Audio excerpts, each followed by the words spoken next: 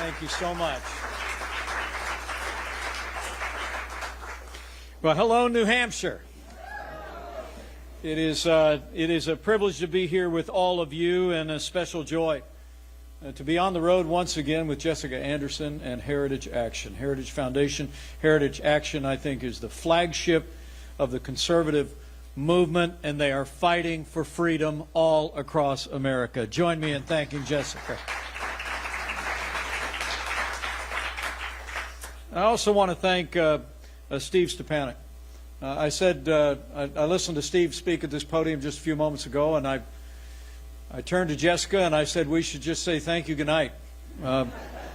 What a great and stirring presentation that really calls into high relief the choice that we face as Americans. I'm here today really for two reasons.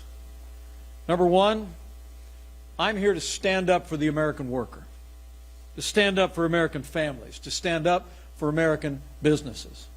And number two, I'm here to stand up to the Biden big government socialist agenda that will derail the future of our families and our businesses and our workers.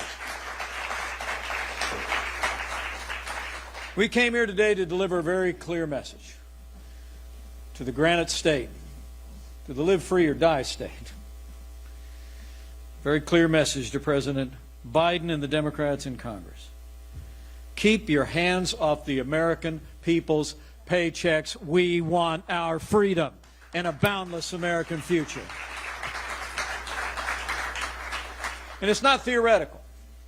During our 4 years of the Trump-Pence administration, we showed what it takes to get this free market economy rolling.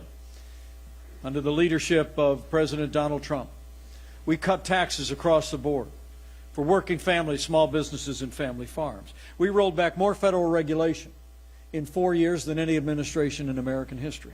We unleashed American energy and made America energy independent for the first time in 70 years. And we fought for the kind of free and fair trade that puts American jobs and American workers first. And in our first 3 years, 7 million jobs created and wages rose at their fastest pace in more than a decade. Amazing. Household income soared to a new record. Unemployment plummeted to a 50-year low. Maybe most meaningful to us, we had the lowest unemployment ever recorded for African Americans and Hispanic Americans, and 10 million Americans were moved from welfare to work. Before the coronavirus pandemic struck our country, we were experiencing a level of prosperity that we'd never witnessed in our lifetimes. We made the strongest economy in the history of the world, stronger than it had ever been before. In addition to all of that, we cut taxes for American employers. When we came into office, America had one of the highest corporate tax rates of any country in the world. And no real surprise that prior to our administration, we literally saw 60,000 factories close in America and open overseas because we made America's corporate tax rate competitive. During our first 3 years, we saw 10,000 new factories open all across America, a victory for American workers. So it was about less taxes and less regulation, and we demonstrated how you get the American economy rolling. But how times have changed. And it's extraordinary to think. In less than a year, the Biden-Harris administration has unleashed a tidal wave of left-wing policies, big government spending, and reckless policies at home and abroad that are creating a consistent pattern of American failure. And the truth is, the Democrats have moved so fast on their agenda, sometimes I think the left hand doesn't know what the far left hand is doing. And all kidding aside, think about it. We stand here today, we have the worst border crisis in American history. Future generations are being saddled with trillions of dollars of debt already before the topic we'll talk about today. I mean, the Biden administration's left-wing policies have literally set into motion an increase in inflation in America, the likes of which we haven't seen in 30 years. And American families are struggling to make ends meet. You know, being a private citizen again means I get to drive my own car. It also means I get to pump my own gas. And it's extraordinary to think. Here in New Hampshire alone, gasoline prices are up 60% than a year ago. I actually tuned in the news this morning and they talked about some modest change that's happened. But men and women, we all know that deficit spending and debt is inherently inflationary. And it's the reason why we come here today with a sense of urgency and a message to the people of New Hampshire. You make no mistake about it. The runaway inflation that we see in America today is the predictable result of runaway spending by the Biden administration and the Democrats in Congress. They've already passed more than $3 trillion in spending, and they want to pass another $6 trillion in spending and pass it along to our children and grandchildren. If they succeed in passing their so-called Build Back Better, Bigger, Budget Buster bill, believe it or not, Democrats in the Biden administration will have spent more than the economies of Canada, Mexico, and Brazil combined, and sent the bill to our children and grandchildren. That's amazing. And in fact, President Biden's policies are threatening to send our nation back to the anemic economic growth that we were experiencing at the height of the pandemic. Stagnant wages. And under their previous administration, the Obama-Biden administration, make no mistake about it, we're going to see offshoring of American jobs and American businesses once again. President Biden's Build Back Better legislation would be an unmitigated disaster for American families and American workers, and I came to say we're not going to let it happen.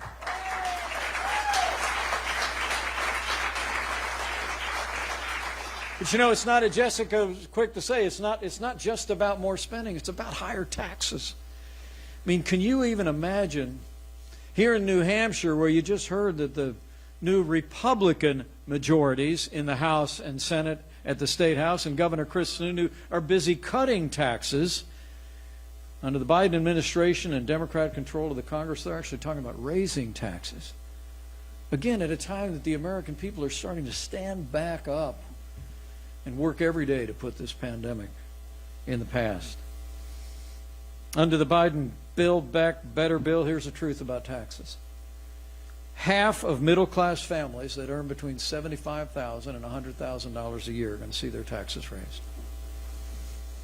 Literally, the heart of the middle class is going to experience a tax increase. And in fact, they're going to pay for that tax increase by giving a tax break to millionaires in places like California and New York. Now, I want to be clear. I'm always for lower taxes, right? But when we passed tax reform 4 years ago, and we limited the deduction on state and local taxes, it was because it is fundamentally wrong to require Americans in places like Indiana and New Hampshire to subsidize big government spending in places like New York and California. But that's what they want to get back to do. I mean, New Hampshire and Indiana should not be subsidizing runaway spending, deficit and debt in Democrat states. And the truth is, beyond taxes and spending, Build Back Better bill gets even worse. It actually includes $40 billion to hire an army of IRS agents to swarm all across the country, with the assumption, as Senator Chuck Grassley said yesterday, with, I guess, assuming that millions of Americans are cheating on their taxes. It's incredible. There's enough money there to hire 87,000 new IRS agents. And American companies are also going to be saddled with $350 billion in higher taxes. Again, I give you that number. I remember I had to rub my eyes a couple of times when we were running in 2016, when I heard the number that 60,000 factories had closed and moved overseas in this country. We turned it around. We made our corporate tax rate competitive, and 10,000 factories opened. But there's an old saying, what you tax, you get less of. What you subsidize, you get more of. Under the Biden Build Back Better bill, they're taxing job creators, taxing American workers, and they're subsidizing the offshoring of more American jobs. It's truly astonishing. The truth is, higher taxes also are going to affect businesses like the one I grew up in. I grew up working in a gas station business, small family business in a small town. Most family businesses like the one I stopped and bought some baked goods at on the way here are pass-through corporations. And so when they're talking about raising taxes on the rich, remember, they're talking about raising taxes on job creators, on small business owners here in New Hampshire and all across America. I mean, and frankly, I got to think nobody is rooting harder for the Democrats' big government bill than China. I mean, President Biden's plan literally puts China first and America last. I think you could actually call it the Build Beijing Back Better bill. I mean, think about it. Under Biden's plan, American companies would face a 15% tax on income made selling products overseas. On top of the tax they already pay to foreign countries where the sale is made. I mean, China, where we lost so many of those jobs when those factories closed over the years, China stands to gain thousands of jobs as employers flee the crushing tax burden of Biden's America. Don't just take my word for it. The National Association of Manufacturers estimates that Biden's tax hike could destroy as many as 1 million American jobs. So it's about jobs. It's about our families. It's about taxes and spending. It's ultimately about our future. You know, I became a grandfather this year.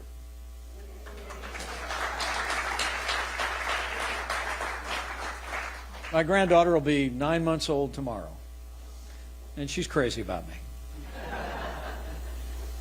And I have to tell you, there's something about becoming a grandparent that makes you think. I've always been a fiscal conservative. I've always worried about the debt that we're piling on future generations, on our children and grandchildren. But looking that little one in the eye, thinking about the big government socialist plans of the Biden administration, the Democrats in Congress, I know we're really choosing, as we stand here today, between two futures for this country. One future built on freedom, prosperity, limited government, less taxes, and a competitive American economy. And the other built on big government socialism, less freedom, more taxes, more dependency, and American decline. Well, I'm here to say to the people of New Hampshire and anyone looking on, among the tens of Americans that might be watching this speech on C-SPAN, that we have to say to Joe Biden and the Democrats in Congress, this far and no farther. America chooses freedom and prosperity for our children and our grandchildren.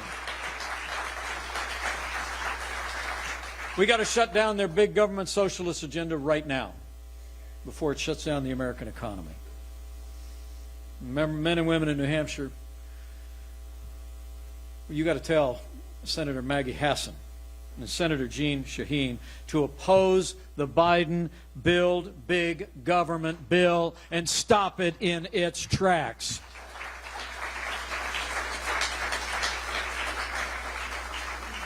You know, we've all been through a lot over the last 2 years, haven't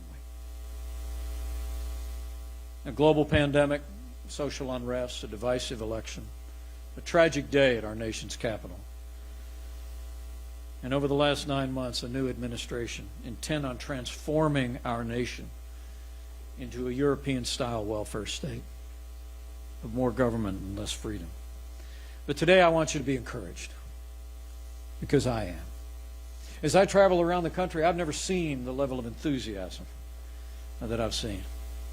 I mean, the American people I truly do believe, are freedom-loving people. And if we will go to our neighbors and friends, I think we can stop this Build Back Better nonsense before it's passed into law. We can stop the massive increase in government spending. We can stop the higher taxes, but it's going to take all of us to do it. But I have faith. I have faith in the American people. As I traveled all across this country, my opinion of the people of this country went up, not down. I encourage you to reach out to your neighbors in this granite state to appeal to the principles that have always made New Hampshire and Indiana and places all across this country great. Tell them the freedom's on the line right now. Let's stop this Build Back Better bill. And a year from now, let's win back the Congress, let's win back the Senate, let's win back state houses across America, and in 2024, let's win back the country.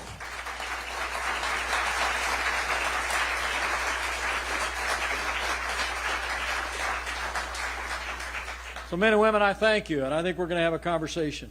It'll probably be more enlightening than anything I've said. But I want to encourage you, and thank you for coming out today. Thank you for making time to be a part of this. We want to save our paychecks, but more than anything else, we want to save our future.